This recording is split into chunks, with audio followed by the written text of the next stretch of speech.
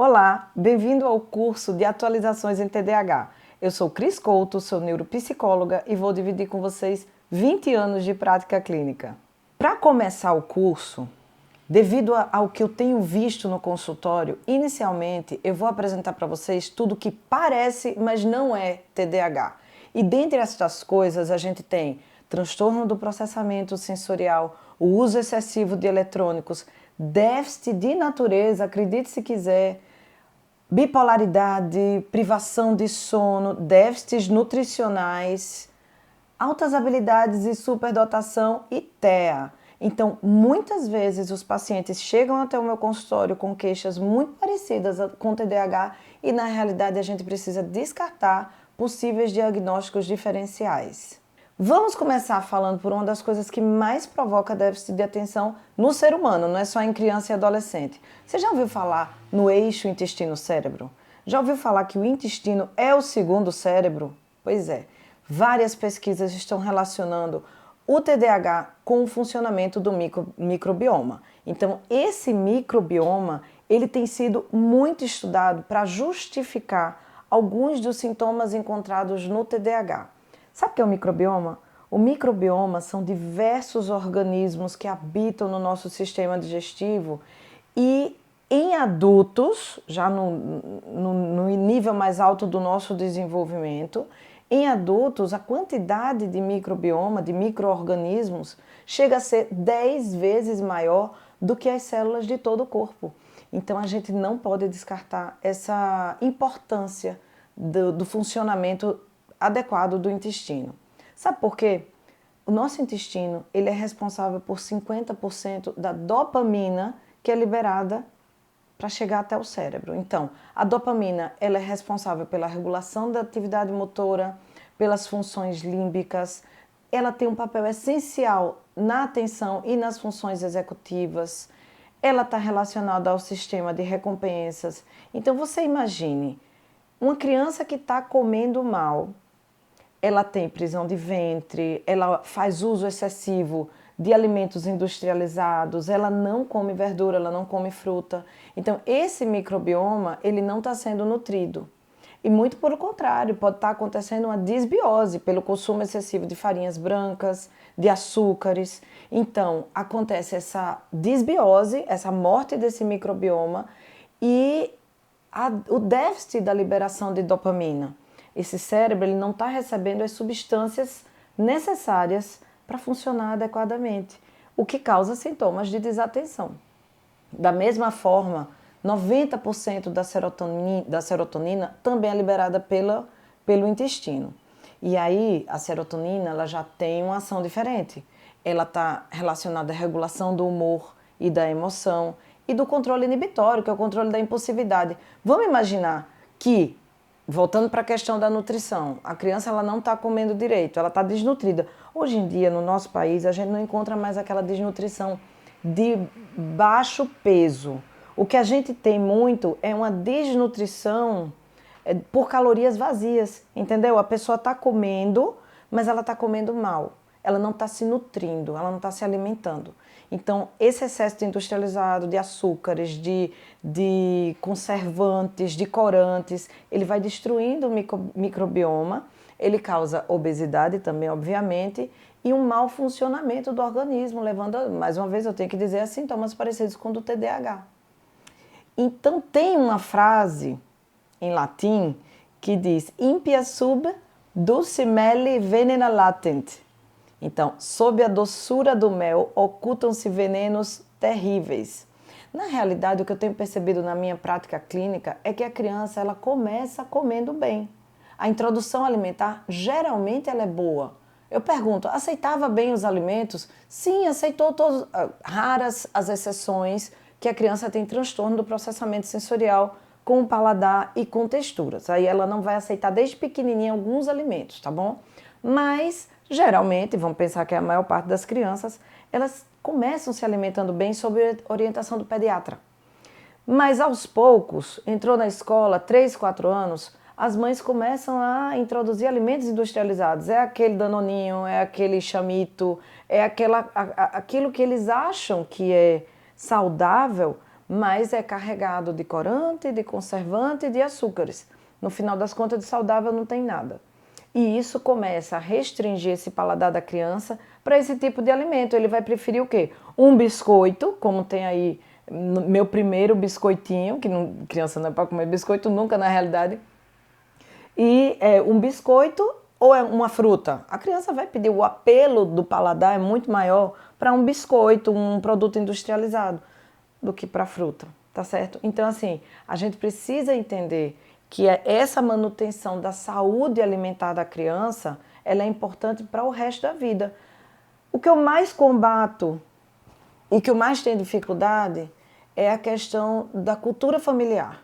Então, muitas vezes, o pai e a mãe eles não conseguem mudar padrões alimentares para manter a saúde alimentar do filho. Acho que isso é uma das grandes coisas que a gente precisa combater, a maturidade nutricional dos pais.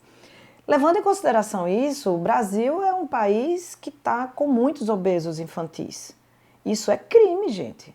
Uma criança com obesidade infantil, para vocês terem uma noção, no Sul, a gente está com... Eu estou falando de obesidade, não estou falando de sobrepeso. No Sul, a gente tem 11,52% das crianças com obesidade. No Sudeste, 10,41%. No Nordeste, 9,67%. No Centro-Oeste, 9,43%. E no Norte, 6,93% também. É um absurdo e é um problema de saúde pública. Porque essa pessoa que no começo da vida está obesa, a gente está programando a criança para ter doenças sérias.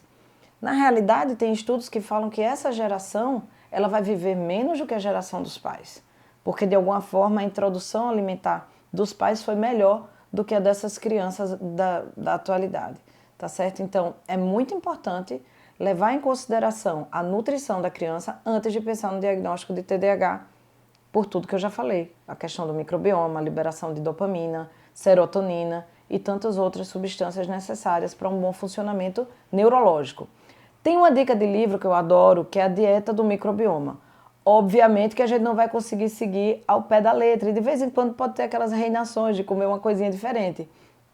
Mas é uma boa leitura para que a gente comece a introduzir um conhecimento a respeito da saúde nutricional. Depois que a gente fecha essa introdução sobre a importância da alimentação na atenção, a segunda coisa que eu vejo aqui é privação de sono. Muitas pessoas pensam que o tempo de sono necessário para criança e adolescente é de 7 horas. Gente, isso é para adulto. Quanto menor a pessoa, mais necessidade de sono ela vai ter. Pense que é um cérebro que está desenvolvendo. Então, é durante a noite que esse cérebro ele armazena memória, ele faz uma grande regulação orgânica para se desenvolver, para conectar os neurônios. Então, o que é que a gente tem de importância do sono? O sono tem importância para a aprendizagem, para a memorização, para a tomada de decisão, para a calibragem de circuitos neurológicos, reabastece o sistema imune, fator de proteção para o microbioma, que a gente falou anteriormente, fator de proteção para o câncer, regula fome e níveis de insulina, regulação hormonal, o humor, regulação de humor, ele também é responsável por níveis atencionais, e é por isso que eu estou falando bastante sobre ele. Ele também é um fator de proteção para o Alzheimer. E você sabe quanto tempo de sono uma criança precisa ter? Como eu falei anteriormente, quanto menor a criança, maior o tempo de sono. Imagine que um bebê, ele tem muita necessidade de sono porque ele tem que aprender tudo na vida. Ele está saindo do nada, né? Ele vai ter que aprender a andar, para falar, fortalecimento da parte motora, para sentar, rolar, andar, enfim. Então tem bebês que chegam a dormir 20 horas por dia, aqueles bonzinhos. Ele precisa fechar os estímulos ambientais para ter essa privação desses estímulos, para que ele consiga trabalhar dentro dele, ali, tá bom? Então, um recém-nascido, que a gente pensa de 0 a 3 meses, mais ou menos de 14, 18 horas por dia. Um bebê, 4 a 11. Eu tô falando isso, gente, sem transtorno de sono, tá bom? Alguns bebês apresentam transtorno de sono e, obviamente, vão apresentar também tempos diferentes, mas isso precisa ser visto por um médico, por uma pessoa especialista. Bebê de 4 a 11 meses, de 12 a 15 horas por dia. Crianças pequenas, de 11 a 14 horas por dia. Pré-escolares, de 3 a 5 anos, de 10 a 13 horas por dia. De 6 a 13 anos, 9 a 11 horas por dia. Os adolescentes que vivem pendurados de sono, e geralmente são os que dormem menos, eles precisam de 8 a 10 horas por dia. E nós adultos, 7 a 9 horas por dia. Então, se a gente tem menos do que isso de horas de sono, obviamente vai comprometer o desenvolvimento neurológico. E a gente não pode desconsiderar isso como um grande fator de risco para sintomas de déficit de atenção. É durante o sono REM que a gente promove a maturação do cérebro, como eu falei. Então, ele funciona como um provedor de internet. Ele está distribuindo as informações pelas áreas cerebrais e proporcionando essas conexões. Ele vai povoando novas áreas do cérebro que ainda não estão conectadas e isso é chamado de neuroarquitetura. Tem um autor que eu gosto muito, e aí eu vou até citar o livro dele para vocês, se vocês estiverem interessados em complementar a leitura sobre sono, que é o Walker. Então ele fala que privar crianças de sono impede a construção de um telhado neural, que é o córtex cerebral, que é lá onde a gente pensa, a gente planeja. Então, se você está privando a criança de sono, ela está desenvolvendo menos do que ela teria potencialidade para desenvolver. Ela está sendo privada. Mas por que o sono importa na realidade? Uma criança ou um adolescente com privação de sono, vamos imaginar você, adulto, com privação de sono, como é que você vai se comportar? Você vai ficar irritadiço, você vai ter déficit de atenção, sua memória vai falhar, você vai comer mais, aquelas coisas que eu falei lá no começo, nos primeiros slides sobre sono. Então, são muitos os sintomas, a impulsividade por irritação, então, a dificuldade de manter foco. Obviamente, vai cair a aprendizagem, a criança vai dormir na sala de aula, o interesse, a motivação, a saúde mental vai ficar instável. Então, assim, muitas vezes, sabe o que é que acontece? Essa criança que está apresentando esses sintomas vai a uma consulta médica de 10 minutos e sai de lá medicada. Então, uma criança que está precisando ter mais tempo de sono, ela vai acabar tomando um estimulante cerebral, que teoricamente é praticamente o contrário do que a gente gostaria que acontecesse no cérebro dela. Ela está precisando de descanso. Aqui tem uma imagem para vocês de como o nosso cérebro funciona. O cérebro da gente, sabe as meninas quando vão fazer uma drenagem linfática para diminuir o acúmulo de líquidos? A gente tem um sistema parecido no cérebro, sendo que ele é chamado de glinfático, tá bom? Sistema glinfático. Durante a atividade cerebral, quando a gente está acordado, é como se o cérebro tivesse inchadinho, ele está funcionando, mas ele está liberando proteínas, as toxinazinhas, ele está usando, né, as substâncias necessárias para funcionar e ele descarta o lixinho, como a gente descarta o suor, o xixi, o cocô, essas coisas. E ele vai excretando. Sendo que quando ele dorme, quando o cérebro dorme, esse inchaço diminui e abre umas viazinhas, como uns riozinhos, para escoar essas toxinas para o sistema linfático, que dali vai ser levado para o corpo. E aí o corpo excreta essas toxinas. Se a gente dorme mal, esse cérebro não desincha. E é como se no dia seguinte a gente tivesse intoxicado. Fica uma névoa na cabeça, você não consegue pensar direito, você não toma boas decisões. Então, assim, é essa questão que a gente deve levar em consideração a respeito do tempo de sono para as crianças que estão apresentando sintomas de TDAH, tá bom? Uma outra coisa muito importante que as pessoas têm medo, muitos pais têm medo. Eu pergunto assim, a criança ronca quando está dormindo? Depois que eu pergunto do tempo de sono, né? Ah, ronca, é muito alérgico, tem desvio de septo, tem adenoide, tem amígdala grande, o médico já pediu para operar. E os pais têm medo, óbvio, né? Operar a criança. Então, assim, o que isso pode causar? Então, adenoides e amígdalas grandes, elas bloqueiam as vias respiratórias. Então, quando a criança está tentando dormir lá naquele horário, né, no horário da noite, ela está roncando, isso vai causar um déficit de oxigênio que vai forçar o cérebro a ter pequenos despertares. ele não vai conseguir atingir o sono NREM, que é o sono profundo. E aí ele não desincha, entendeu? Aquele processozinho que eu falei. Estima-se que, pelo menos nos Estados Unidos, 50% das crianças diagnosticadas com TDAH, elas não têm TDAH. Na realidade, elas estão sofrendo do transtorno obstrutivo do sono infantil.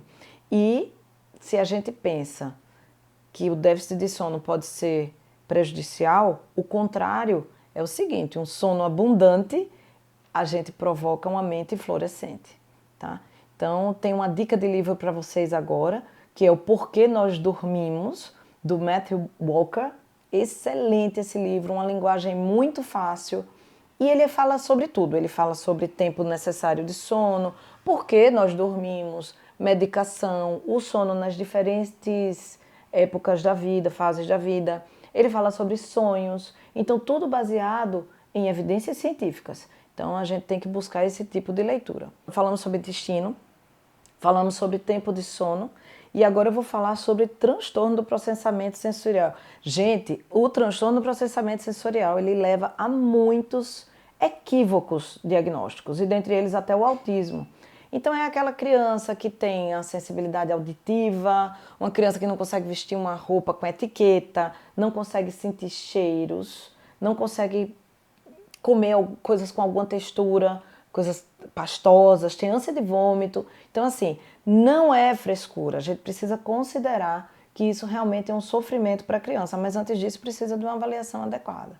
Quando a gente pensa em alteração ou transtorno do processamento sensorial, a gente tem que pensar em tipos. Então, a gente pode ter um problema na modulação sensorial. Pensa no volume de um equipamento de áudio, né? Pode ir para baixo, pode ir para cima, pode ir para baixo.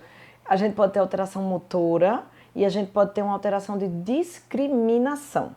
Então, como modulação sensorial, a gente pode ter um hiperresponsivo, um hiporresponsivo e uma busca sensorial. Como alteração motora, a gente tem a dispraxia e a gente tem um transtorno postural. E como problemas com a discriminação, ela pode vir de todos os sentidos. Ela pode vir visual, auditiva, tátil, do paladar e da posição e do movimento. Então, vou discriminar para vocês tudo direitinho. Então, com relação à modulação sensorial, uma pessoa hiporresponsiva, imagine aquela que ela responde muito pouco aos estímulos necessários, os estímulos ambientais e até os próprios estímulos. Você consegue pensar numa criança que ela se machuca e ela não sente dor, o pé sangrando, ela continua correndo? Ou então pessoas que precisam de som alto para se sentir melhores, para se sentir felizes. Então, isso é o hiporresponsivo. Os estímulos eles têm que vir de forma exagerada. Já o hiperresponsivo é aquela pessoa muito sensível aos estímulos. Qualquer estímulozinho é coisa demais. Esse daí talvez seja o mais fácil de vocês identificarem, porque ele está relacionado à hiperacusia. Sabe, aquela criança que não consegue ouvir barulho alto? Ou aquela pessoa que sente cheiros fortes e tem ânsia de vômito também? E tem aquele com busca sensorial. São pessoas com uma necessidade que pode ser do movimento, ou no paladar elas gostam de coisas muito mais temperadas também. A pessoa precisa estar correndo, pulando, né, vendo o mundo de outras perspectivas, subindo no sofá, subindo nas árvores, nos móveis da casa. Tem um episódio num livro que eu dou como exemplo de hiperresponsividade, é o de uma criança de 3 anos que a mãe estava na cozinha e de repente a criança aparece chorando com as mãos queimadas. E a mãe pensou, meu Deus, a sala da minha casa é extremamente segura, onde foi que essa criança queimou as mãos? Sabe o que aconteceu?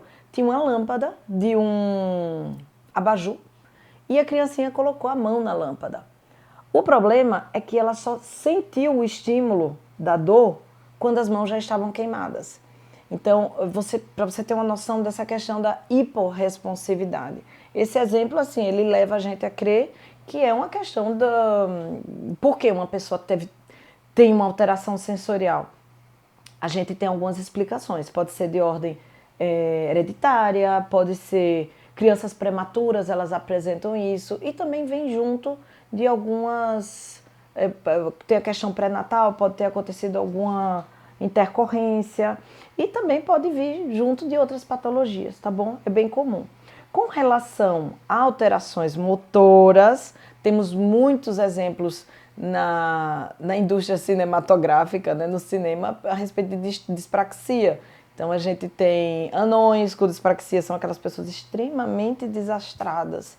Elas quebram coisas, elas vivem com a perna roxa, elas caem muito facilmente, né? E elas têm Smurfs desastrados também. Muitas vezes em romances, a personagem feminina, ela tem essa dispraxia como se fosse um charme, mas na realidade pode levar muito problema para a vida da pessoa, não é isso? Com relação à parte motora, a gente também tem o transtorno postural, que é aquela pessoa que ela não sabe muito bem como organizar a postura. Então ela é um pouco mais curva, ela não sente muito a questão da roupa, se a gola está muito para trás, se está para frente. Então, assim, são pessoas mais desorganizadas, digamos assim, na parte motora. Com relação à discriminação sensorial, aí, como eu falei, a gente vai ter uma para cada sentido, tá bom? Lembrando que, além da audição, da visão, do tato, do olfato e do paladar, nós temos também a questão da propriocepção, que é a noção do meu próprio corpo, e do controle vestibular, que é a noção de qual a direção que o meu corpo está, direita, esquerda, em cima, embaixo, curvado. Então a gente pode ter essa alteração, tá bom?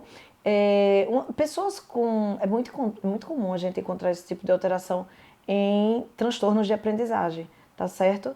E também é comum no TDAH. Tudo isso que eu estou falando aqui pode ser encontrado no TDAH, no TEA e também em alterações psiquiátricas, em transtornos psiquiátricos, tá bom? Sabe aquela pessoa que... Tem também mais um outro exemplo, aquela pessoa que tem uma criança, às vezes, ela diz que ela está enjoada e na realidade ela está com dor de barriga. Então, assim, ela não sente os estímulos, os próprios estímulos somáticos que ela está passando. Então, pode ser também um sintomazinho de discriminação sensorial. Lembrando que a palavra transtorno, tá bom? A gente pode ter um pouquinho disso na nossa vida e não necessariamente ser um transtorno. Transtorno, ele causa problemas ao indivíduo. Tipo uma pessoa que não pode ir para um jogo de futebol, uma criança que não consegue calçar um sapato. Então, e a partir desse momento a gente pode pensar na palavra transtorno. Eu falei de um monte de coisa, eu falei de déficit de sono, eu falei de alterações nutricionais, eu falei agora do transtorno do processamento sensorial. Aí você diz, Cris, essas crianças que têm transtorno do processamento sensorial têm sintomas tão parecidos com o do TDAH? E como é que eu vou saber diferenciar, fazer um diagnóstico diferencial entre as duas coisas? Bem, muitas vezes, como eu falei para vocês, essas alterações sensoriais, elas são diagnosticadas como TDAH. E elas são muito comuns, né, de acontecerem simultaneamente, é o que a gente chama de comorbidade. São duas condições juntas, dois transtornos juntos. Crianças com TDAH, elas são desatentas e hiperativas, ou predominantemente desatentas, predominantemente hiperativas. Mas as crianças que só têm o transtorno de processamento sensorial, elas estão desatentas ou estão hiperativas por algum motivo sensorial, tá bom? Então é muito importante a gente entender a origem daquele comportamento. Eu vou dar 2 dicas de leitura para vocês que na realidade foram minha base de conhecimento a respeito desse assunto, que é o Sensational Kids. As duas são em inglês, mas eu acredito que já tem literatura em português também. Eu acredito não, deve ter, de processamento sensorial, mas essas duas são referência. E The Out of Sync Child. Muito interessante esses 2 livros, que são, na realidade, da Lucy Jane Miller, que foi a pessoa que desenvolveu essa teoria da alteração do processamento sensorial.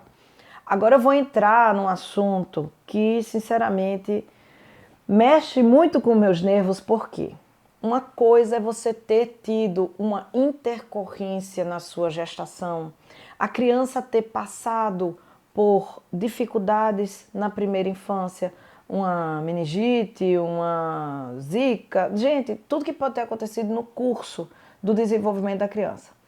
E ter alterado o funcionamento cerebral. A outra coisa é o pai e a mãe permitir a alteração desse funcionamento cerebral. E com relação a isso, hoje em dia a gente vê uma pandemia do uso excessivo de mídias eletrônicas. Então, o uso de eletrônicos atualmente é uma das coisas que mais causa o diagnóstico errôneo do TDAH, tá certo? A gente tá vendo as crianças cada vez mais cedo usando esses dispositivos, crianças de meses, e junto com isso, é muito possível que a gente tenha um efeito rebote no futuro da humanidade, né? O futuro da humanidade pode estar sofrendo um desvio de curso por causa do uso excessivo de mídias eletrônicas.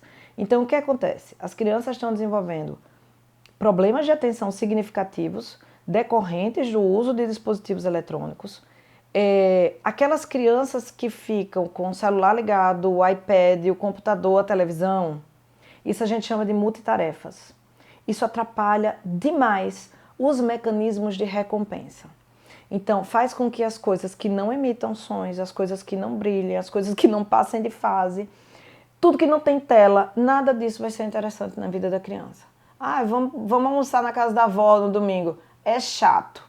Tudo que não tem tela, tô com tédio. Não tem nada para fazer. Então, ou seja, tudo na vida se reduz ao mundo virtual. E a gente tem uma coisa muito séria. O desenvolvimento da cognição social. Aí pode vir diagnóstico errado também, confundindo com autismo. Muito cuidado com isso que eu estou falando, porque o diagnóstico de autismo é um diagnóstico criterioso. Mas o uso excessivo das telas ele deve ser um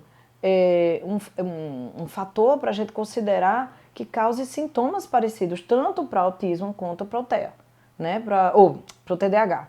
Então, a gente precisa entender que nos primeiros 4 anos de vida, nós estamos desenvolvendo processos importantíssimos para o desenvolvimento da cognição social da criança. O que é a cognição social? É a empatia, é você perceber as dicas sociais, é você não ser inconveniente. Então, é você saber se comportar socialmente e captar o outro, né? A capacidade de entender o ambiente que você está, saber pedir as coisas, agradecer, o desempenho social. Então, obviamente que tem toda uma teoria da cognição social que é muito interessante. Eu aconselho também o estudo a respeito disso.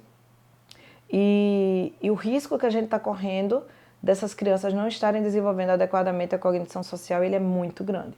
Alguns estudos, eles falam também que hábitos simples, familiares, como sentar à mesa, conversar, né, trocar as ideias familiares, eles são preventivos de delinquência na adolescência. E a gente está deixando de ter isso, porque cada um, inclusive os pais, estão sentados à mesa com o seu dispositivo, com o seu celular, com o seu iPad, seu tablet. E tá havendo uma quebra de passagem de histórias familiares. Muitos pacientes chegam aqui no meu consultório. Eu pergunto qual é o trabalho do seu pai, qual é o trabalho da sua mãe. Eu não sei, eu sei que eles vão para o escritório, mas não sei o que é que eles fazem. E isso é sério, gente. Como é que seu pai e sua mãe se conheceram? Não sei. As pessoas estão perdendo vínculos, elas estão perdendo história familiar e identidade, tá bom? Então, o que a gente tem a respeito do uso de eletrônicos e o relacionamento com o déficit de atenção? O uso excessivo de eletrônicos, ele causa um enfraquecimento do córtex cerebral em usuários frequentes. Sabe uma coisa que foi vista? Eu posso até pensar em passar para vocês, que quiser falar comigo, eu vejo esse artigo, que é relacionando, sabe aqueles jogos que liberam muita ansiedade na criança, que a criança fica pulando, gritando, nervosa, porque tem que passar de fase, porque tem que matar, tem que cumprir missões. Coletaram sangue dessas crianças para ver o nível de cortisol. Cortisol é um hormônio que nós liberamos quando nós estamos estressados. O nível de cortisol no sangue dessas crianças é semelhante a de quem vive em guerra. Então, para que a gente está causando isso? Causa uma oxidação muito grande, um envelhecimento do organismo e é um fator de risco para diversas doenças psiquiátricas e orgânicas. Então, não há necessidade de, sem um motivo real da vida, essas crianças estarem passando por esses episódios de estresse. Além disso, os jogos eletrônicos, eles inundam a área de recompensa do cérebro com dopamina. A dopamina, ela é eu falei da dopamina na parte do intestino, e ela é responsável também pela sensação de prazer, de motivação em fazer alguma coisa. Nada que não seja eletrônico vai, quer dizer, algumas coisas sim, mas os eletrônicos para as crianças, eles são uma grande fonte de dopamina. É como se aquilo fosse um remédio, uma droga, né? É o mesmo mecanismo da droga, o mesmo centro de recompensa. E então, essas crianças, elas aumentam um vício para aquelas atividades que liberam tanto prazer assim. Diminui o processamento de informação e a redução do controle inibitório. São crianças que se tornam mais impulsivas. Elas têm mais dificuldade de frear os impulsos emocionais. E também, gente, o processamento de informação é a capacidade de análise dos fatos. E se a gente leva isso para a sala de aula, a gente está relacionando a uma interpretação de texto, a uma produção de texto, a compreensão de um conteúdo um pouco mais abstrato que a professora passa, o professor passa, o planejamento, a organização de trabalhos escolares. Então, assim, a gente está realmente programando esse cérebro para ele ser deficiente. Existe um aumento da sensibilidade de recompensa e insensibilidade para perdas. São crianças que elas não estão mais se importando.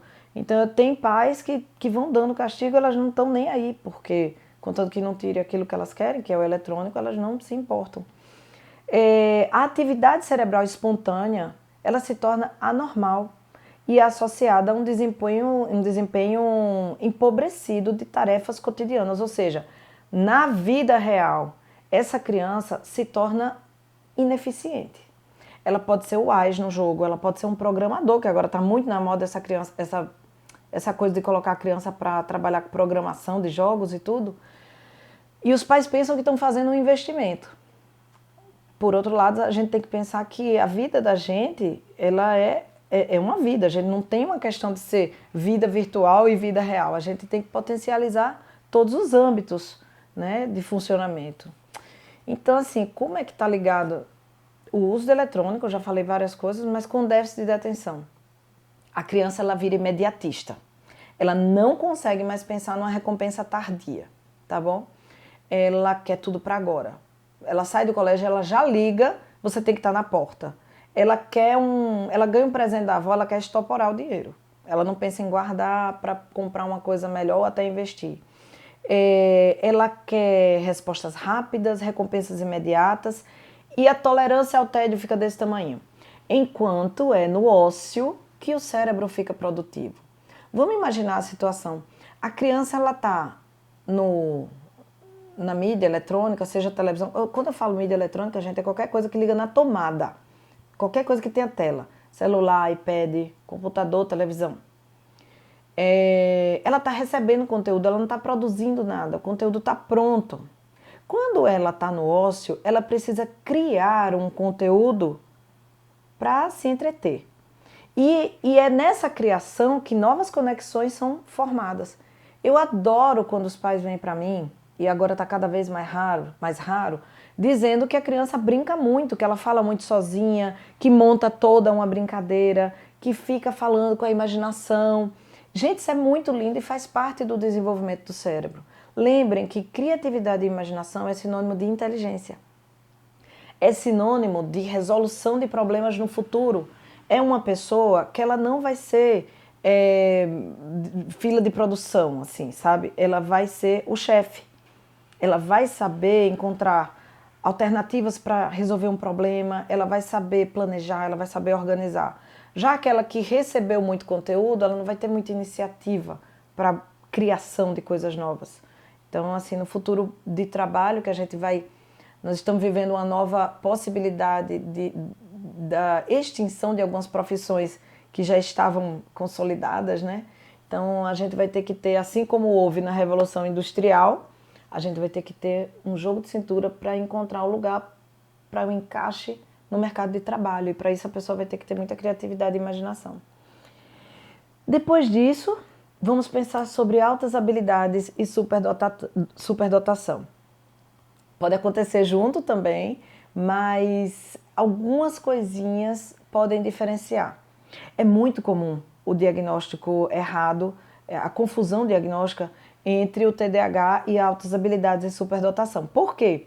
A gente pode encontrar problemas sociais, a gente pode encontrar dificuldades acadêmicas. Pasmem, crianças com altas habilidades e superdotação podem ter dificuldades acadêmicas e desatenção. Mas por que uma criança com altas habilidades e superdotação fica desatenta? Geralmente é por tédio. Pode chegar queixa para os pais de que a criança não está prestando atenção na aula, mas é porque ela já sabe aquele conteúdo, então ela está ouvindo mais do mesmo e ela fica entediada. Ela vai ficar desatenta, pensando nas coisas que ela tem interesse. Ela não vai persistir em tarefas irrelevantes, ela não vai ter vontade de se dedicar e não vai se motivar em coisas que para ela já são corriqueiras. A intensidade que ela tem pode levar a conflitos com autoridades, porque ela vai questionar regras, ela vai questionar costumes e tradições, mas é porque é como se a cabecinha pensasse além. Ela é uma pessoa curiosa. Por que eu não posso fazer isso? Por que você está me mandando fazer isso agora? E muitas vezes isso vai ser levado em sala de aula ou até na própria família como insubordinação. Na realidade, essa criança ela só quer explicações. Quando essa criança também está agitada, ela tem uma alta atividade, ela pode estar agitada porque ela está empolgada com os projetos dela. Se tem alguma coisa que pegou na veia para os interesses, ela pode ficar muito excitada. Ela pode ser impulsiva, ela pode se intrometer em conversas. Isso é um comportamento muito do TDAH, não é verdade? Ela tem uma hiperexcitabilidade intelectual. As coisas, ela pode manter um foco assim num assunto que ela gosta, estudar aquilo demais e não ter mais interesse nas outras coisas. O alto funcionamento das crianças com altas habilidades e superdotação tende a mascarar alguns prejuízos cognitivos que são associados ao TDAH. E uma avaliação neuropsicológica bem feita vai diferenciar o nível do QI, o nível de funcionamento da criança, as questões das funções executivas, né? Então isso tudo ajuda a diferenciar as altas habilidades do TDAH. O TEA, gente, aquele TEA que chamam leve, mas tem aquela frase bem famosa que é leve para quem? Muitas vezes ele pode ser confundido, principalmente na primeira infância. A criança ela pode ser hiperativa, pode ter atraso na fala, e aí a gente vai tentar diferenciar o autismo do TDAH, tá bom? E tem o Webb, que é um autor que fala muito sobre diagnósticos errados. Ele diz assim que às vezes é difícil você saber quando o TDAH termina e quando o autismo começa. Por quê? Eles podem ter dificuldade de concentração, impulsividade, dificuldade de comunicação, mas eles têm dificuldade de interação social no autismo, tá bom? E tem uns estudos que afirmam que 50% das crianças com TEA também podem ter TDAH. E é imprescindível entender qual é o motivo do comprometimento da criança. Eu acho que essa é a base de todo diagnóstico diferencial. É a gente saber por que está acontecendo aquele comportamento disfuncional. No TEA, o isolamento vem por falta de envolvimento social e indiferença com as pistas. Lembra aquela coisa que eu falei da cognição social? Com a questão de pistas e comunicação facial. No TEA, os ataques de raiva podem vir por rigidez cognitiva. Já no autismo, a gente também tem disfunção social, mas é por falta de traquejo social, tá bom? A gente vai ter dificuldade de impulsividade e de autorregulação, a dificuldade da modulação sensorial. Outro fator que pode levar para diagnósticos parecidos com o do TDAH é uma coisa que a gente está vendo muito atualmente. Vê só, pessoal, a gente evoluiu muito tecnologicamente, mas ainda somos animais bem primitivos se a gente for pensar no nosso cérebro. O que acontece? Quando você tem raiva, o que você faz? Você mostra o dente. Isso é muito primitivo. Quando a gente tem raiva, fica com raiva e mostra o dente. Da mesma forma, tem uma coisa agora que está sendo estudada chamada transtorno do déficit da natureza. Ele não é um diagnóstico clínico, porque ainda não está nos manuais de diagnóstico para transtornos mentais, mas tem um jornalista que ele começou a estudar isso há algum tempo e ele está vendo o afastamento da criança, né? O afastamento da criança da natureza. Então, vamos pensar num final de semana comum, né? Numa semana comum de uma criança. Então, vamos lá, vai para a escola, sala fechada, pouca natureza na hora do recreio, geralmente é um espaço acimentado, às vezes coberto até, não tem muita árvore, não tem animal. Sala com ar-condicionado, luz artificial. Final de semana, às vezes um apartamento pequeno, às vezes não tem área de lazer para descer no prédio, vai para o shopping fechado, ar-condicionado, luz artificial, casa da avó, às vezes não tem um quintal. Então, assim, fica esse ciclo e a criança começa a apresentar sintomas psiquiátricos. Até a gente também. Os adultos precisam frequentar a natureza e se a gente conseguisse colocar uma frequência de pelo menos 2 vezes por semana, seria assim, numa ordem de perfeição. Aí o pessoal vem para mim, Cris, mas é muito difícil, quando eu era criança eu ainda brincava na rua. Gente, essa desculpa é muito antiga, porque tem muito tempo que existe a criança de apartamento. Eu tenho uma imagem para mostrar para vocês, que é de 1930, que havia gaiolas de arejar. Então você colocava a criança para fora do apartamento, umas gaiolas na janela, para que ela pudesse ver a parte externa do apartamento, pegar sol e não ficar em ambiente fechado. E isso valia para verão, para inverno, porque as pessoas não podiam também levar muito a criança para a rua, enfim. Então, a falta de contato com a natureza, ela causa problemas físicos e mentais, isso é fato. Já tem vários artigos científicos relacionados a isso, e na realidade o pioneiro desse estudo, é o que eu falei, o jornalista, mas não citei o nome, é o Richard Louv. Ele escreveu o livro A Última Criança da Natureza. Eu vou ser sincera para vocês, eu não terminei de ler o livro porque me angustia demais. Vou voltar a ler aos pouquinhos, eu já entendi a mensagem do livro. Mas é muito triste você ver que tem crianças que às vezes não sabem nem o nome das frutas, das verduras. Elas não têm um contato com a natureza, não sabem o nome dos animais. Elas não sabem quando vai chover, elas não têm a oportunidade de tomar um banho de chuva, de ter essa experiência fantástica da infância, de se melar, de ter uma frequência de convívio com a natureza, né? Então, assim, os resultados disso que a gente vê muito frequentemente é a obesidade, as crianças estão sedentárias, atraso psicomotor, né, que pode levar até a dispraxia, e os transtornos psiquiátricos, que eles estão muito encontrados. Nesse livro, ele cita, o Richard Louv, ele cita um experimento que fizeram com algumas crianças que elas estavam sendo acompanhadas já com medicação e começaram a introduzir a frequência do contato com a natureza. Então foram para parques, foram para bosques e essas crianças que tinham diagnósticos de transtorno opositor desafiante, de TDAH, de bipolaridade, esses transtornos mais sérios, essas crianças começaram a remeter os sintomas. Então, na realidade, as que eram mais violentas se tornaram líderes. Quando eles entravam nesses ambientes naturais, era como se eles fossem uns machinhos alfa. E eles começaram a tomar conta dos outros. Então, mudou completamente a personalidade da criança, o padrão. A gente precisa considerar isso seriamente antes de pensar que uma criança está inquieta, desatenta, ou opositora, é quando ela está muito trancada. Então, assim, levar um pouquinho para o espaço aberto. A gente tem uma grande dificuldade que é a disposição dos pais. Os pais parecem estar muito cansados atualmente para criar filhos, eu acho que a realidade é essa.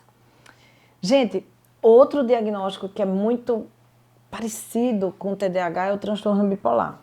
Então, no transtorno bipolar, a gente pode ter desatenção, a gente pode ter impulsividade e a gente pode ter hiperatividade. Na fase depressiva da criança, a gente vai encontrar mais desatenção, dificuldades de se concentrar, mas não é devido a fator externo, não é o ambiente que está distraindo a criança. Na fase maníaca, A gente pode ter uma autoestima aumentada, muita atenção a esse sintoma que é bem importante. Sintomas de grandiosidade, energia aumentada, acelerada, diminuição da necessidade de sono, distração, aumento de gastos, necessidade de comprar muitas vezes acompanhadas pelo reforço dos pais. Irritabilidade, muita irritabilidade, um baixo limiar de frustração assim, desse tamanho. Dificuldade de autorregulação, fala acelerada, mudança de assunto, hipersexualidade e comportamentos de risco. Então, assim, quando não vai ser TDAH?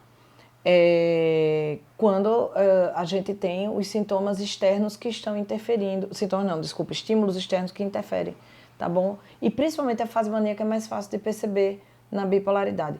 Imagina dar um estimulante cerebral para uma criança que é bipolar, ela vai explodir. Então, o diagnóstico deve ser cuidadoso, não precisa de pressa para dar o diagnóstico. É óbvio que gera transtorno familiar, altera a qualidade de vida da família. Então, assim, mas um pouquinho de calma, uma observação, né, em vários ambientes, eu acho que a gente consegue diferenciar esse diagnóstico. O DSM-5-TR, ele fala de alguns diagnósticos que a gente precisa considerar antes de fechar o diagnóstico de TDAH, que é o transtorno de oposição desafiante, transtorno explosivo intermitente, outros transtornos do neurodesenvolvimento, transtorno específico da aprendizagem, transtorno do desenvolvimento intelectual, TEA, transtorno do apego reativo, transtorno de ansiedade, transtorno de estresse pós-traumático, transtornos depressivos, transtorno bipolar, transtorno disruptivo da desregulação do humor, transtorno do uso de substância, transtorno de personalidade, transtornos psicóticos e transtornos neurocognitivos. E aí o que eu tenho que dizer para vocês, minha gente, que é depois de tudo isso que eu falei, o diagnóstico de TDAH é um diagnóstico de exclusão. Isso deve ser extremamente considerado, porque tudo hoje em dia é TDAH. Tudo. E virou até um xingamento, né? Ou brincadeira. Ô TDAH, né? É tipo, ô quinta série. Então, após se esgotarem todas as possibilidades, é que a gente vai pensar no diagnóstico de TDAH. Ele não é um diagnóstico para ser dado em 10 minutos. E eu digo para vocês, é uma das maiores dificuldades que eu tenho, é um dos maiores desafios clínicos em 20 anos de atendimento, de consultório, de clínica. Talvez eu nunca tenha vivido um período, e não sei o que está por vir, mas um período tão difícil para fechar um diagnóstico, porque os fatores de risco são gigantescos. As crianças estão comendo mal, dormindo pouco, elas estão sem atividade física, estão sedentárias, elas estão usando os eletrônicos mais do que 2 horas por dia, eletrônico, qualquer tela, né? Qualquer tela, não é só computador, celular. E quando eu peço para os pais, para a gente fazer uma experiência de retirada, de melhora da alimentação, de melhora do sono, retirada de eletrônicos, então todos esses fatores de risco que estão, imersão da criança na natureza, tudo isso que eu falei para vocês até agora, eles viram para mim e falam, é difícil. É difícil. É difícil, não é fácil. Mas eu sinto muito quando para eles é muito mais fácil medicar. A medicação, ela é a terapia do TDAH. Mas ela não é a terapia para fatores de risco do TDAH, vocês entenderam? Na realidade, ela pode até piorar. Por isso que muitas vezes eles falam, tomou o remédio, mas não funcionou, não teve efeito. É porque não era TDAH. Então, é muito importante considerar que, antes de fechar um diagnóstico de TDAH, a gente precisa trabalhar a família, como um time. E aí a gente consegue direcionar a saúde da criança e depois de todos os esforços a criança melhorar, é porque não era TDAH, e se ela permanecer é porque é TDAH. Então eu tenho uma fala de uma mãe que ela disse para mim, Cris, eu tirei os eletrônicos do meu filho e eu vi outra criança. Ela descobriu um filho que ela tinha, um menino com 8 anos. Ela não sabia quem era o filho, porque desde que ela conhece ele, ele ele tinha o hábito do celular, então ele não olhava direito para ela, ele não via que o cabelo dela estava loiro. Entendeu? Gente, é tanto absurdo que a gente vê, e só basta assim, uma iniciativa parental para a gente desenvolver adequadamente a criança. Chegamos ao TDAH, né? Afinal de contas, vocês compraram o curso para ouvir sobre TDAH, mas eu espero que essas dicas que eu tenha dado até agora sobre o que não é TDAH sirvam muito para vocês entenderem o que é TDAH. O TDAH, ele é um dos transtornos do neurodesenvolvimento e ele é o mais comum na infância e na adolescência. Ele tem maior incidência em indivíduos do sexo masculino, a cada 3 meninos, uma menina, e dentre as pessoas diagnosticadas, tá bom? Não é uma doença nova, não é uma doença da atualidade. A primeira descrição do TDAH é de 1775, tá bom? Um médico alemão chamado Melchior Adam, com aquele sobrenome fantástico lá, Weingart, e ele que descreveu alguns sintomas com nomes bem esquisitos, do tipo lesão cerebral mínima, síndrome hipercinética, hipercinesia é excesso de movimento, e disfunção cerebral mínima. Mas afinal, o que é a etiologia? Como é a etiologia do TDAH? A gente tem causas genéticas, sim, até porque por mais ou menos 74, 75% de herdabilidade nós temos no TDAH. Uma das primeiras perguntas que eu faço para os pais é: tem alguém parecido na família? Aí a gente já vê assim, que existe uma probabilidade. O TDAH, ele é uma condição médica que ele é um fator de risco genético para outras 220 psicopatologias. E características de saúde, como transtorno de conduta, depressão maior e bipolaridade. TDAH, ele tem correlação positiva para obesidade, tabagismo, doença arterial coronariana e câncer de pulmão. Vamos imaginar que uma pessoa, se ela é, por natureza, impulsiva, ela vai ter dificuldades de se organizar, de planejar, e essas pessoas, geralmente, elas caem nas tentações. Então, ela come mais, ela tem dificuldade de seguir uma dieta, de ter cuidado com a saúde, eles são mais imediatistas, né? De querer as coisas para agora, então podem ter comportamentos de risco.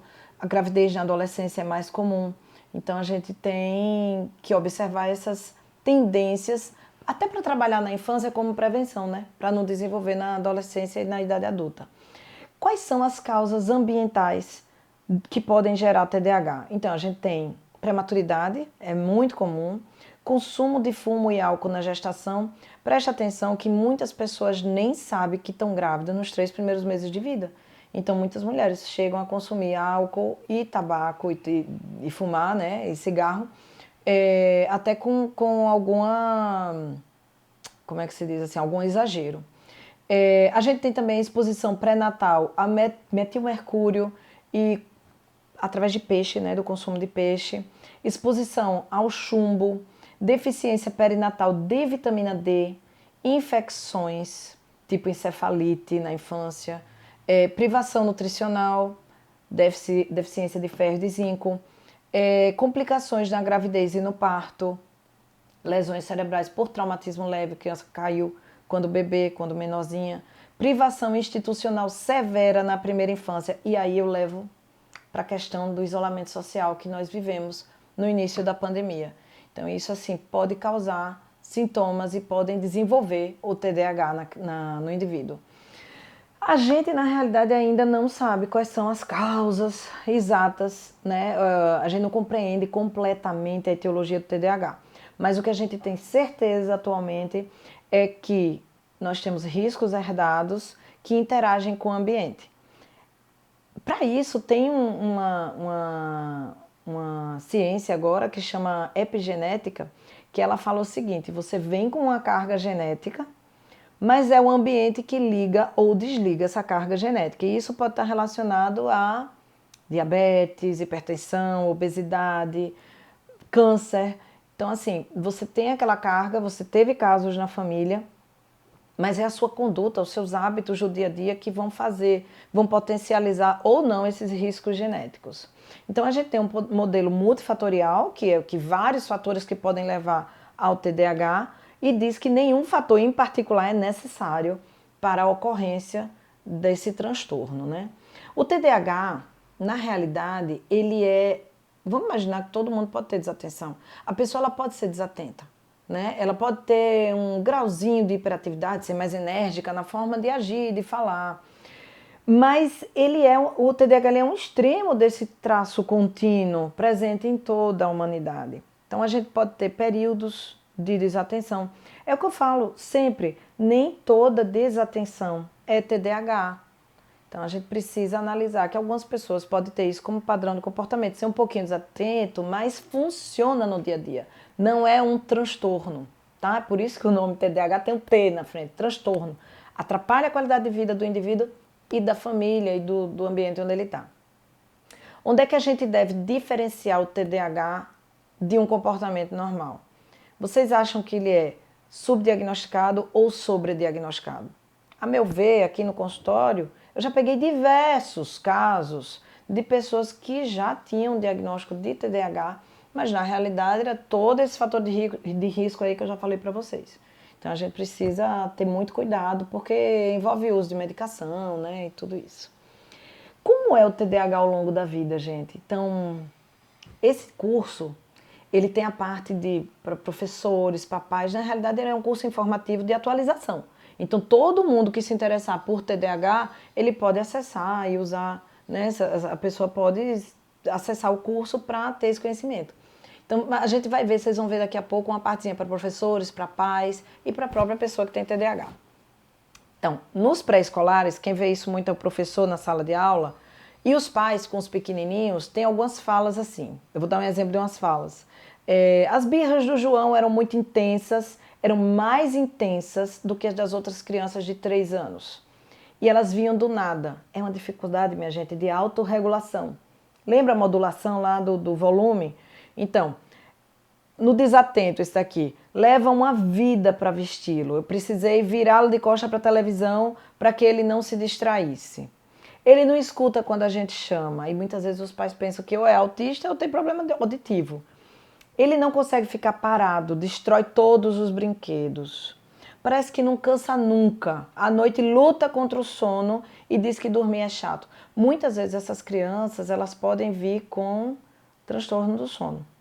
Síndrome de pernas inquietas. Então, isso deve ser acompanhado por um neurologista, né? Uma avaliação, uma polissonografia, para investigar esses sintomas. Ainda é incomum o diagnóstico de crianças menores de 4 anos, tá bom? Ele pode ser feito, mas é incomum. Muitas vezes entra com a terapia comportamental para essas crianças pequenininhas e vê se melhora os sintomas. A gente tem que ver também as pistas ambientais, né? Se tem algum gatilho para que essa criança esteja hiperativa ou desatenta. Não há diretrizes diagnósticas para o TDAH em crianças menores de 4 anos. Dos 4 ou 5 anos em diante, os critérios diagnósticos já são os padronizados, né, para a gente, que estão descritos no DSM, e já já vou falar para vocês. É mais fácil identificar na primeira infância, lá nos pré-escolares, a hiperatividade, né? Então, os professores, eles chamam logo os pais porque a criança está conturbando o ambiente de sala de aula, está atrapalhando os coleguinhas. Então, assim, geralmente a hiperatividade é o que mais chama. A desatenção, principalmente se a criança tiver uma inteligência legal, ela consegue ir segurando, montando estratégia para combater ou para se livrar das dificuldades. Mas lá, mais ou menos pelo 6º ano, ela não sustenta mais. E aí pode vir as primeiras notas baixas e a dificuldade de rendimento acadêmico. Ainda nos pré-escolares, a gente vai ter dificuldade em manter a atenção em atividades e brincadeiras. Inquieto, contorce o pé, bate o pé, não para. Frequentemente parece não ouvir o que estão dizendo. Fala sem pensar, não espera a sua vez. Não consegue seguir instruções. Perde-se no meio do caminho, é esquecido com as atividades diárias, pode ser agressivo com os coleguinhas pela impulsividade, perde rapidamente o interesse nas atividades, se machuca facilmente, vive com a perna roxa, perde muito os seus pertencezinhos. Então, assim, a fila para uma criança hiperativa é talvez um teste, né, neuropsicológico. Você bota a criança na fila e vê se ela fica. Se ela não ficar, é TDAH. Tô brincando, mas assim, é uma observação clínica. Como é que se trata uma criança tão pequenininha? Bem, a gente sabe que a terapia comportamental é a primeira linha de tratamento, tá? A medicação com metilfenidato, ela vem se a terapia não surtir efeito, tá bom? Pelo menos uns 6 meses de acompanhamento psicoterápico, instrução parental, extrema necessidade e instrução do professor em sala de aula. É muito importante que os pais e os professores sejam treinados nas técnicas comportamentais para o acompanhamento dessa criança. Na realidade, os pais têm que ser coterapeutas, né? Porque a terapia são 50 minutos semanais ou mais, se houver necessidade, mas os pais, eles sendo treinados, eles dão continuidade nesse treino durante toda a semana. A terapia comportamental, ela diminui drasticamente os sintomas do TDAH em pré-escolares e já vai montando um modelinho, né, de comportamento para a vida do indivíduo. Quando é que a gente vai diferenciar uma birra de um TDAH? Porque é muito comum, né? A birra normal e a birra do TDAH. As birras são comuns, né? Principalmente nas crianças pequenas. Mas as crianças com TDAH, elas tendem a expressar as birras de forma mais intensa. Elas têm uma baixa resistência à frustração. Então, assim, qualquer coisa que frustre, ela vai dar ela vai achar dificuldade, ela vai dar uma explodida. Podem ser agressivas e têm dificuldade de voltar para o nível basal da emoção, que é aquele nível, o zerado, né, onde ela estava antes. Então, ela explode e demora mais tempo para tentar recuperar e voltar ao normal. Também reage fortemente à emoção positiva. Quando essa criança está alegre, voa em cima de todo mundo, pendura no pescoço, pula e tudo mais. Então, a gente vê assim que é uma criança de emoções mais intensas. Na idade escolar, a gente tem, pelo menos o que os estudos mostram até agora, que 5% das crianças e adolescentes ao redor do mundo apresentam TDAH. A parte interessante, que se fala muito pouco, é que até 65% dos afetados podem reduzir os sintomas ao passar dos anos. E isso é chamado de remissão parcial, tá bom? 15% das crianças apresentam remissão completa. Ou seja, 15% das pessoas que apresentaram sintomas e tiveram diagnóstico de TDAH na infância não vão ter na idade adulta. Né? E a terapia, tanto a medicamentosa quanto a comportamental, elas ajudam muito na diminuição desses sintomas, né? Vamos lá. Vamos entrar agora nos critérios diagnósticos do DSM-5-TR, a última edição lançada esse ano, revisada. Vamos lá. Quais são os critérios? O que realmente é TDAH? Bem, a gente tem que ter um padrão persistente de desatenção e ou hiperatividade e impulsividade que interfere no funcionamento e no desenvolvimento conforme caracterizado por desatenção. São 6 ou mais sintomas de desatenção. Eles têm que persistir por 6 meses em um grau que é inconsistente com o nível de desenvolvimento e tem impacto negativo diretamente nas atividades sociais e acadêmicas e profissionais nos adultos, né?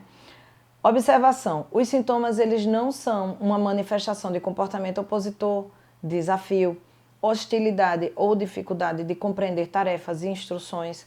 Nos adolescentes mais velhos e nos adultos, acima de 17 anos, pelo menos 5 dos sintomas são necessários para fechar o diagnóstico. Que sintomas são esses?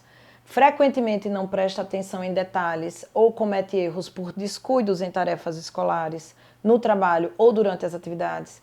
Frequentemente tem dificuldade em manter a atenção em tarefas ou atividades lúdicas. Frequentemente parece não escutar quando alguém lhe dirige a palavra diretamente.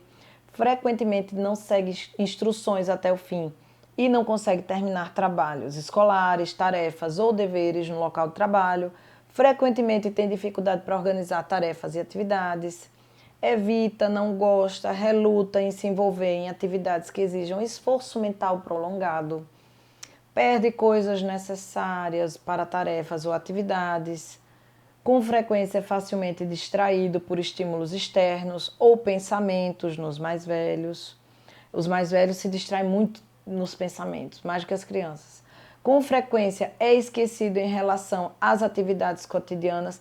Lembrando que isso deve causar transtorno, deve alterar a qualidade de vida do indivíduo. Ele se irrita porque ele não consegue funcionar normalmente por causa dessas dificuldades. Já a hiperatividade e a impulsividade, 6 ou mais dos seguintes sintomas devem persistir por pelo menos 6 meses, em um grau que é inconsistente ao nível de desenvolvimento e tem impacto negativo diretamente em atividades sociais, acadêmicas e profissionais. Observação, a mesma da desatenção. Para adultos e adolescentes acima de 17 anos, apenas 5 dos sintomas precisam estar presentes. Aí os sintomas frequentemente remexe ou batuca mão e pé ou se contorce na cadeira. Frequentemente levanta da cadeira em situações de espera que precisa se manter parado. Frequentemente corre ou sobe nas coisas em situações em que isso é inapropriado. Restaurante, sala de aula, casa de alguém. Os mais velhos sentem muito uma sensação de inquietude. Com frequência é incapaz de brincar ou de se envolver em atividades de lazer calmamente. Com frequência não para, agindo como se tivesse um motor ligado. Frequentemente fala demais. Frequentemente deixa escapar uma resposta antes que a pergunta termine. Frequentemente tem dificuldade para esperar a sua vez. E interrompe ou se intromete na conversa dos outros. Vários dos sintomas de desatenção e hiperatividade, eles devem estar presentes antes dos 12 anos de idade, porque o TDAH ele é um transtorno do neurodesenvolvimento. Vários sintomas de desatenção, hiperatividade e impulsividade estão presentes em 2 ou mais ambientes. Não existe um TDAH só na escola, um TDAH só em casa. Detalhe de observação clínica, muitas vezes eu pergunto para os pais se em casa a criança é quieta. Na escola ele é uma criança totalmente diferente, o que os professores reclamam na escola eu não vejo em casa. Aí eu pergunto, o que é que ele faz em casa? Ele fica na televisão, ele fica no videogame. Então assim, gente, quando a criança, na sua situação natural, né? Porque a criança com TDAH, ela pode passar dias na frente do videogame, da televisão, do iPad, do que for. Mas tira isso e vê como a criança se comporta. Em situações sociais, num restaurante, numa festa, como é o padrão de comportamento da criança. No shopping, né? Então, assim, há evidências claras de que os sintomas interferem no funcionamento social, acadêmico, profissional ou de que reduzem sua qualidade de funcionamento. Os sintomas não ocorrem exclusivamente durante o curso da esquizofrenia ou outro transtorno psicótico que tem sintomas parecidos de hiperatividade e desatenção, tá bom? Ou qualquer outro transtorno mental. A gente tem quando a gente pensa no diagnóstico, para quem for trabalhar com diagnóstico, a gente precisa discriminar no laudo qual é o subtipo. Se o que a gente observou é um subtipo desatento, é um subtipo combinado ou hiperativo. Então você tem que colocar lá a apresentação combinada. Aí vem a desatenção com a hiperatividade e impulsividade. A apresentação predominantemente desatenta. Predominantemente desatento. E predominantemente hiperativo e impulsivo. Então isso tem que estar discriminado. O que a gente tem é que agora surge um novo diagnóstico para os adultos, que é o de remissão parcial, né? Que é quando os critérios foram preenchidos no passado, mas nem todos os critérios são preenchidos nos últimos 6 meses, né? Como se essa pessoa tivesse compensado no seu desenvolvimento ou desenvolvido estratégias para diminuir as dificuldades funcionais. Mas os sintomas que estão presentes ainda resultam em prejuízos no funcionamento social, acadêmico e profissional do indivíduo. Também nessa última atualização do DSM, a gente precisa especificar se a gravidade é leve, moderada ou grave. Como gravidade leve, nós temos poucos sintomas, né? Se tiver desses sintomas, eles estão presentes além do necessário para fazer o diagnóstico e os sintomas resultam em não mais do que pequenos prejuízos no funcionamento social ou profissional. Às vezes, essa pessoa que tem um TDAH leve, ela não tem necessidade de medicação, mas isso deve ser combinado com o médico, tá? Nos sintomas de gravidade moderada, a gente já tem sintomas com prejuízo funcional entre leve e grave, né? Aí eles estão presentes. E grave, Muitos dos sintomas, além do necessário para fazer o diagnóstico, estão presentes, ou vários sintomas particularmente graves estão presentes. Ou, além disso, os sintomas podem resultar em um prejuízo acentuado no funcionamento social e profissional da pessoa.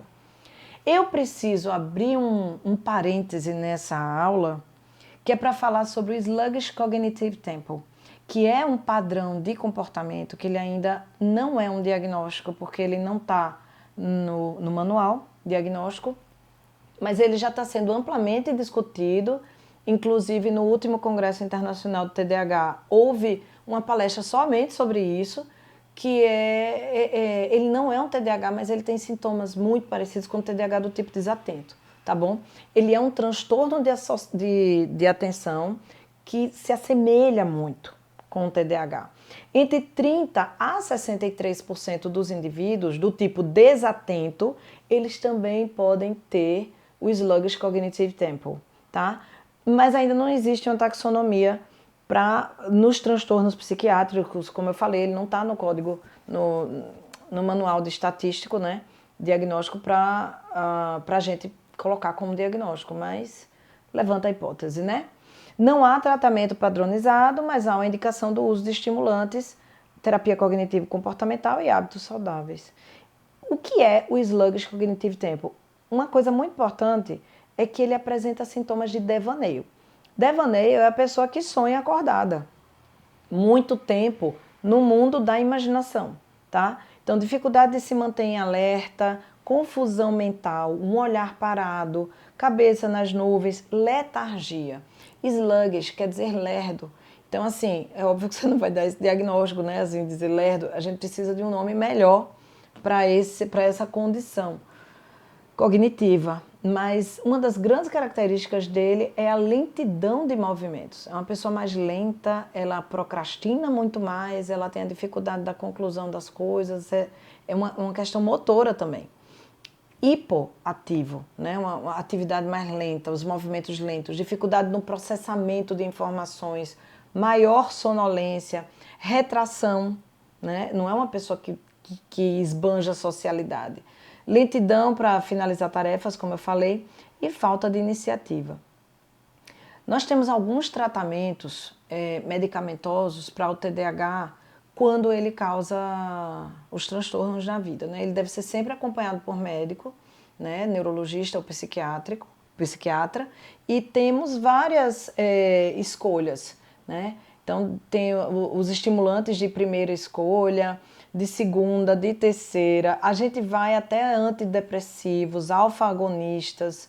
Então, assim, a terapia medicamentosa ela deve ser profundamente discutida com o médico.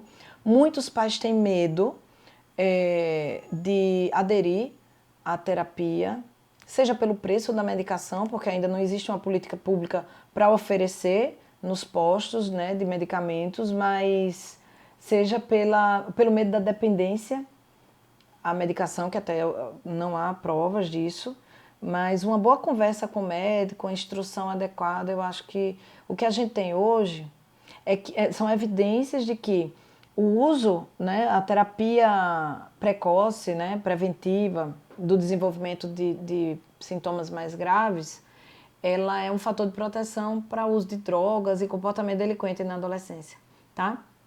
Além disso, nós temos também terapias não medicamentosas que podem ser complementares ao tratamento. E dentre elas tem algumas que não têm muitas evidências científicas, como o CogMed, mas ela pode ser usada como um treino cognitivo, né? Um software para o treino da memória de trabalho, comumente usado para o tratamento de TDAH, mas tem os resultados contraditórios ainda. Muitas pesquisas estão sendo feitas e, de repente, a gente aguarda melhores resultados, né? Os estudos feitos pelo CogMed e parceiros, eles afirmam melhoras consideráveis dos indivíduos.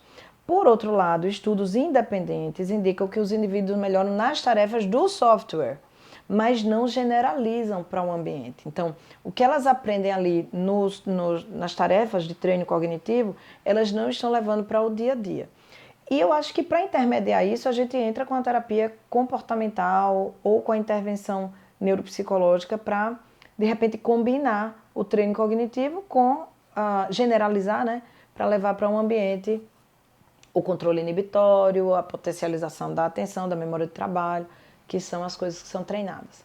Além disso, tem a questão da suplementação nutricional. Tem melhoras significativas da lei. Estou falando do ômega 3, tá? O ômega 3 ele é um poderoso suplemento que nós devemos usar com orientação nutricional sempre, que tem como resultado, já baseado em evidência científica, melhora significativa da leitura, da escrita e comportamentos de crianças com TDAH e dislexia. Com relação a vitaminas e suplementação, a gente tem o zinco, que pode melhorar os sintomas, tem evidências científicas também. O ferro, onde a gente já sabe que 84% das crianças com TDAH têm déficit de ferro, sintomas melhoram com suplementação. Vitamina B, combinado com magnésio, tem efeito moderado. O magnésio, a gente também sabe que 72% das crianças com TDAH têm déficit de magnésio. Suplementação melhora o desempenho cognitivo. Agora, muita atenção, ninguém aqui vai fazer suplementação independente. A dosagem e a suplementação adequada para cada um deve ser prescrita por um médico ou por um nutricionista. Além disso, tem o uso do neurofeedback também, como terapia não medicamentosa. E até hoje, o que é que a gente tem? Que algumas evidências de estudos bem controlados, com resultados possivelmente cegos, falharam até agora em apoiar o neurofeedback como um tratamento eficaz para o TDAH, tá? A gente precisa ainda esperar que estudos com maior rigor metodológico sejam desenvolvidos para a gente apostar nisso. Eu espero que dê certo para a gente apostar em mais um tratamento não medicamentoso para o TDAH. A gente tem também a reabilitação holística. Quando eu falo em holística, eu não estou falando de velas, incensos e danças primitivas. Holístico quer dizer que é em todos os ambientes da pessoa, escola, casa, trabalho, onde for.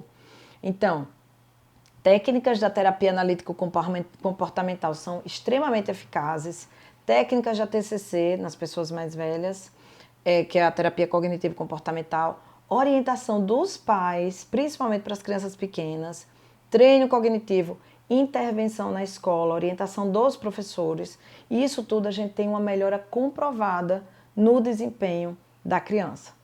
Ok, fechando esse ciclo de TDAH, tratamentos, agora a gente vai dar uma visitada no como é o TDAH na escola.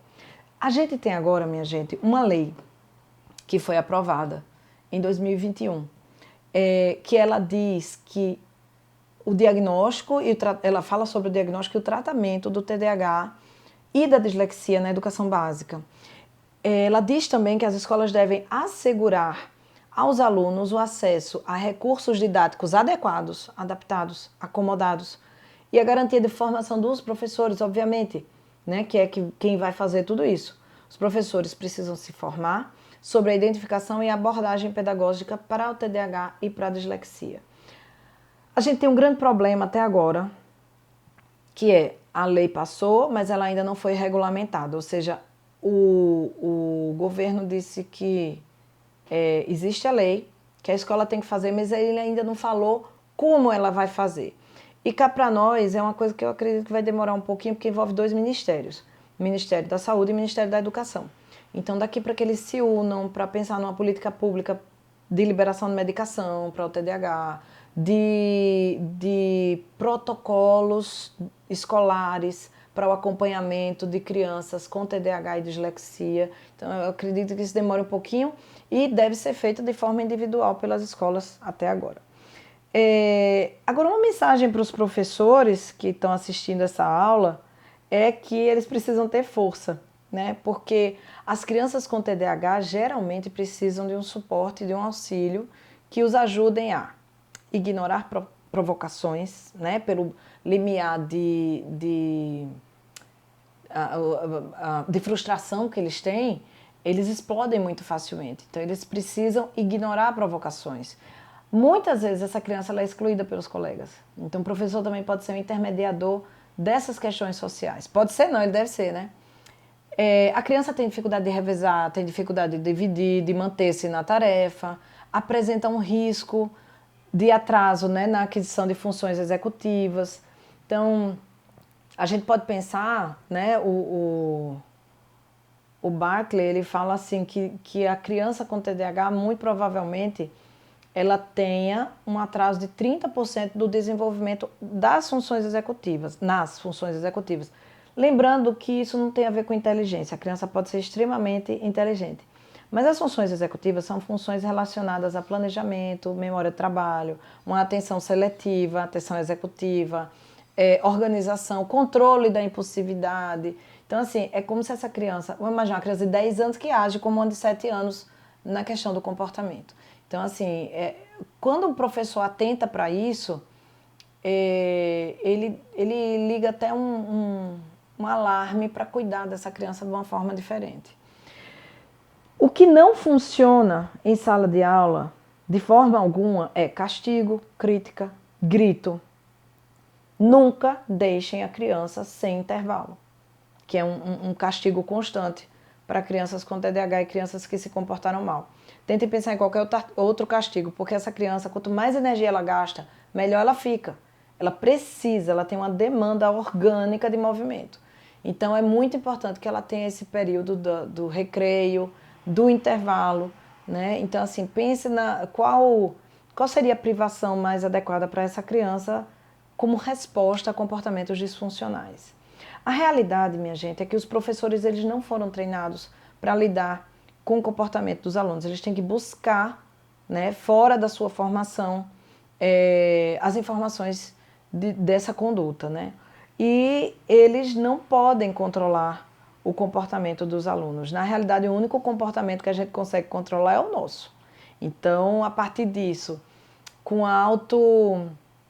um grande autocontrole, uma grande sabedoria e se mostrando como adulto em sala de aula, o professor consegue conduzir mais facilmente a dificuldade de comportamento das crianças com TDAH.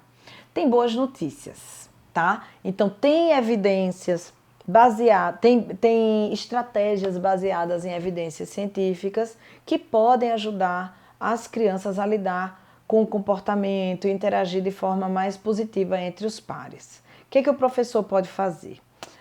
A gente sabe que quando você chega na sala de aula, você pode já esclarecer expectativas comportamentais daquele dia de trabalho. Então, tem que ter regra combinada. A criança funciona muito bem quando ela sabe o que ela precisa fazer, né? A criança com TDAH, ela mesmo sabendo o que vai fazer, ela vai escorregar muitas vezes, repetindo comportamentos que ela sabe que já não deveria repetir. Mas, às vezes, é a questão do controle inibitório. E o professor tem que ter um grande nível de compreensão para conduzir adequadamente, né? Tem um calendário previsível, né? Aponte as atividades do dia, da semana. Não estenda tanto, porque a criança também não vai ter esse alcance, né, do tempo. Mas é muito importante que ela saiba exatamente o que vai ser feito em cada momento. E explique detalhadamente cada tarefa, cada rotina. Lembre-se de elogiar comportamentos adequados. Às vezes, o nome da criança com TDAH é o mais chamado na sala de aula. Ela precisa também ser elogiada em voz alta. Então, isso faz um diferencial porque gera uma recompensa muito forte, é uma moeda muito forte para a mudança de comportamento da criança. Então, cada vez que acontece um elogio, ela vai se esforçar muito para repetir aquele comportamento e receber mais uma vez aquele elogio. Seja consistente, tenha certeza de que a criança compreendeu o que você instruiu. Ajude a criança na regulação emocional. Entendam quais são os gatilhos que iniciam os comportamentos disfuncionais e aí vocês de repente já vão evitando que a criança chegue na desregulação. Permita o movimento. Chame a criança para apagar o quadro, para ser o ajudante da sala. É muito difícil que a criança se mantenha parada, sentada na cadeira. 2 programas são muito importantes, são lançados na língua portuguesa, padronizados para a população brasileira, que é o SENA e o Repense. São de regulação emocional e eles são programas para estimular funções executivas em sala de aula, tá? Eu acho que vale muito a pena. Tem aulas online também sobre eles, são de pessoas queridas que desenvolveram esses instrumentos e vale a pena o investimento. Agora, um TDAH para pais. fechamos para professores e agora entramos no universo parental. Gente, eu tenho 3 dicas de leitura para pais, que é No Mundo da Lua, Os Princípios de Criar Crianças com TDAH, do Barkley, que eu falo muito nele, e Aprendendo a Viver o TDAH. São 3 livros, eu falo muito para os pais que estudem, entendam a condição do TDAH, porque só assim vão saber lidar mais facilmente, né? Então, ofereçam as chaves do sucesso para o seu filho. Muitas vezes aquela criança que ela não está indo muito bem na escola, ela tem potenciais gigantescos. E é muito importante que os pais saibam ver isso. Eles desenvolvam esses potenciais. O que é que você pode dar para o seu filho quando você percebe que ele pode ter TDAH? Leve a um bom profissional, né? Pegue referências, leve a um bom profissional. Se houver um diagnóstico para TDAH, siga para o tratamento indicado. Identifique e promova os talentos e aptidões. Essa criança ela precisa ser enriquecida na autoestima dela. Então, seja esporte, seja música, seja dança, seja piada, né, que eles são muito espirituosos, então a criatividade, o que for, ela deve ser estimulada nisso. Encontre recursos para desenvolver o talento do seu filho. E acredite e aceite. Acredite que seu filho vai ter um potencial no futuro e aceite o TDAH. Não tente lutar contra a natureza da criança.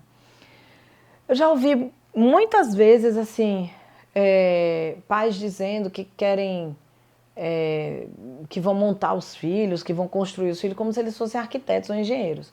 E na realidade nós não somos arquitetos nem engenheiros dos filhos, nós somos pastores. O que é que o pastor precisa fazer pela ovelha? Ele precisa promover proteção. Quando a gente pensa em proteção, é um ambiente seguro. Pai e mãe tem que ser porto seguro de filho, né? E não a criança tá evitando falar o que precisa, com medo das reações dos pais, né? Os pais precisam dar exemplo. Eles precisam dar exemplo de comportamentos, de autocontrole. Então, muitas vezes os pais viram para os filhos e pedem para eles pararem de gritar, gritando. Já vão gritando para o filho, pedindo para o filho parar de gritar. Onde está o autocontrole? Onde está o exemplo? Então, a gente precisa se ver, né, e ver quais são os exemplos, quais são os comportamentos que o filho está repetindo nosso. A gente precisa também de um ambiente validante. O ambiente validante é aquele lugar onde a criança sabe que aconteça o que acontecer, ela vai ser compreendida. Tá? Eu não estou falando de condescendência, eu não estou falando de passar a mão em todas as traquinagens que a criança fizer, mas arranjar um meio termo, né, de ensinar, de disciplinar de uma forma positiva. Oferecer oportunidades saudáveis, boa alimentação, atividades ao ar livre, esportes, né, ao invés de um ambiente degradado, um ambiente que não vai somar muito para que a criança, imagine tudo que você faz, ela está repetindo. Então, você quer aquilo que você está fazendo agora para o futuro do filho, você tem que proporcionar um ambiente saudável para ela, né? Boa alimentação, como eu falei, para isso os pais também precisam. Não existe a dieta da criança, é a dieta da família. Então, comer bem é um dever dos pais, né? Eles têm que comer bem enquanto oferecer um alimento nutritivo. Rotina. A rotina para a criança com TDAH ela é soberana. Aquela casa que não tem hora de comer, hora de dormir, hora de chegar, hora de sair, ela é muito desorganizada. E isso para uma criança que já tem dificuldade de se planejar e de se organizar é um grande problema. Vai causar irritação, vai causar maior desatenção. Então, o estabelecimento de rotina, hora de estudar, hora de tomar banho, hora de dormir, hora de acordar, hora de sair. Então, quando você estabelece essa rotina direitinho e segue, a gente tem respostas melhores no comportamento da criança. Cuide-se, pai, cuide-se, mãe. Eu sempre falo que um pai e uma mãe, para eles serem, digamos assim, funcionais, eles funcionarem muito bem, eles têm que estar bem, se eles morarem juntos, como marido e mulher. Né? Então, a saúde matrimonial ela tem que estar muito boa. E para a saúde matrimonial estar muito boa, a mulher tem que estar bem como mulher e o homem tem que estar bem como homem, individualmente. Então, assim, a gente tem que se cuidar para dar o melhor como pai e como mãe. né? Ir atrás dos objetivos, das questões da vida, né? Não ficar culpando a família pelas mazelas, pelas dificuldades. Então, faz aquela parada, pensa no futuro, faz um plano de ação e segue. Ajuste de expectativas. Um filho com TDAH, ele não é um filho neurotípico, ele tem alterações. Pode ser leve, pode ter moderada, pode ter severa, mas tem alterações. E a gente tem que ajustar essas expectativas para viver a vida com ele, né? Leva na graça, né? Às vezes ajuda a conduzir. Se for necessário falar 10 vezes a mesma coisa, que seja dita 10 vezes a mesma coisa. E com paciência. A parte muito bonita de ser pai e de ser mãe é praticar o perdão, né? Porque a gente vai precisar praticar o perdão. A criança com TDAH, ela demanda muito de um pai, de uma mãe, de uma família, até dos irmãos. Então a gente precisa praticar muito perdão com a gente, né? Porque muitas vezes os pais erram muito na criação, mas a gente precisa enfrentar o erro e pedir desculpa e tentar melhorar e crescer como pai e mãe. Na realidade, a pessoa se propôs a isso. Muitas vezes, né, a pessoa ansiou tanto ser um pai e uma mãe e é chegado o momento, a gente tem que atender às expectativas. Também é importante aprender a perdoar os outros, porque o que o pai e mãe de TDAH mais escuta é que os pais não sabem criar os filhos. Eles são mal criados, eles são mal educados porque os pais não educam. Então, perdoe as pessoas ao redor porque elas não conhecem seu filho e não sabem o que ele tem. Às vezes num restaurante, numa festa, em alguma coisa, a criança está mais ativa, está espalhando brasa e aí as pessoas começam a julgar o pai e a mãe. Então vamos fazer aquele perdão porque eles não sabem como é o dia a dia com essa criança. Vão culpar você, você vai ser julgado, mas aí, mais uma vez, trabalhe o perdão. E perdoe o seu filho quantas vezes for necessário, porque eles vão errar muito, tá? De novo eu falo aquela questão do atraso de 30% do desenvolvimento de função executiva, então a criança que é mais voadora, mais dificuldade, mais bagunceira, né? Então assim, dá um desconto e perdoa. 1000 vezes vocês vão odiar a criança. Odiar talvez seja uma palavra muito forte, porque a gente ama incondicionalmente. Amor de pai e mãe é incondicional, ele não tem condição para acontecer. Então, assim, muitas vezes a pessoa ela vai ter paciência, não quer ver o menino na frente. Então, assim, dá uma olhada na criança para recarregar o amor quando ela estiver dormindo. Você vai lá, olha a criança dormindo, e aí você vai lembrar quem é aquela criança e o tanto que você ama, e o tanto de genialidade que ela tem, e o tanto de criatividade que ela tem, e quanto ela te faz rir, né? E aí você vai dar um descontinho nas reinações e malcriações dela. Acompanhe o desenvolvimento do seu filho. Ele vai ter sucesso contanto que você o ajude, tá? E acredite nele. É um transtorno, o TDAH ele é um transtorno com grande perspectiva de sucesso no tratamento. Então, assim, eu acho que quanto antes a pessoa procurar ajuda, né? Quanto antes a pessoa tentar se instruir e crescer pessoalmente também para passar por esse processo da criação do filho, os resultados são mais positivos. Gente, para encerrar esse curso, tem uma fala aqui que é a seguinte: a gente precisa modernizar a visão sobre o TDAH, porque quando a gente fala em TDAH, vocês viram que até agora eu só falei das dificuldades, agora no finalzinho que eu comecei a pincelar, mas o que as pesquisas científicas mostram também é que muito comumente pessoas com TDAH também têm qualidades altíssimas.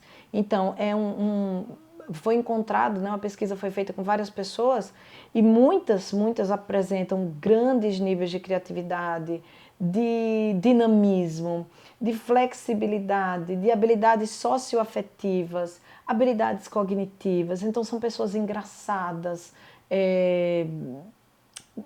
elas podem ser, às vezes até são stand-ups, assim, aquela pessoa quando chega chama a atenção de todo mundo. Então a gente precisa modernizar e ver que também o TDAH ele tem as dificuldades, mas ele tem grandes qualidades que devem ser utilizadas até no tratamento como forças para diminuir as fraquezas. É isso, pessoal. Estamos ficando por aqui e qualquer dúvida eu estou totalmente disponível nas minhas redes sociais. Tchau!